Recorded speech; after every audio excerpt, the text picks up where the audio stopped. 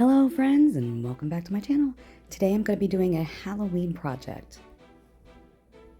I want to get started by getting that raffia bow off of this sign, and I want to cut the twine that is in the hole there. That's a way of hanging it, and I'm not going to use that. I'm going to use my own twine, and I'm going to feed it through, tie it off at the bottom, and then I'm going to make another knot at the very top.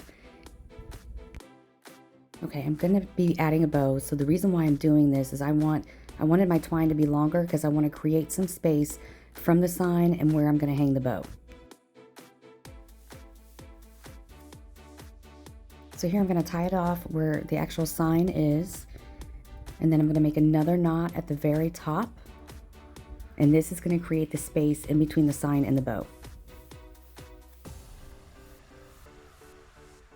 So here I'm going to make the second knot at the very top, and I am going to make 3 knots with this, and then I'm going to trim the excess twine off.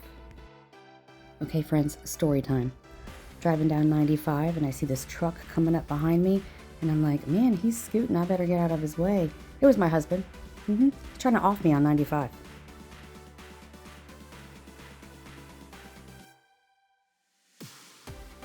Okay, now I'm going to start with my bow.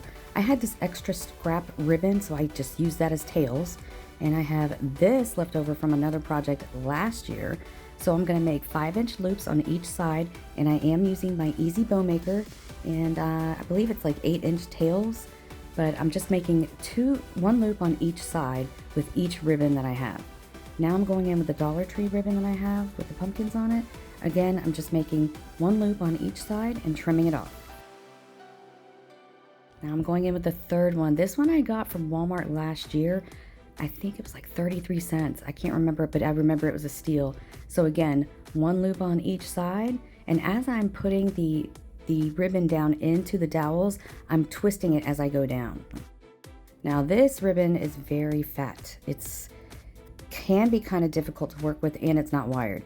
But I wanted to incorporate it because I love the black and white stripes, and it matches the sign perfectly. So again, 1 loop on each side. Once I get that trimmed off, I'm going to grab a pipe cleaner and a zip tie. So what I want to do is take my zip tie on one side of that bow, and I want to make sure that all of my loops are in that zip tie. I'm going to get the zip tie started. I'm not going to crank it all the way down.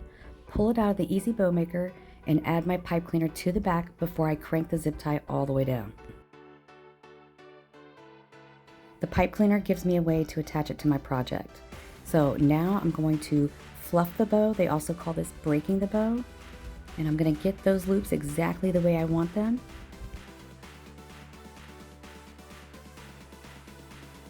Now I'm going to dovetail each and every ribbon tail. You just fold the ribbon on itself and cut it aslant. Finishing your ribbon tails is just an extra little detail.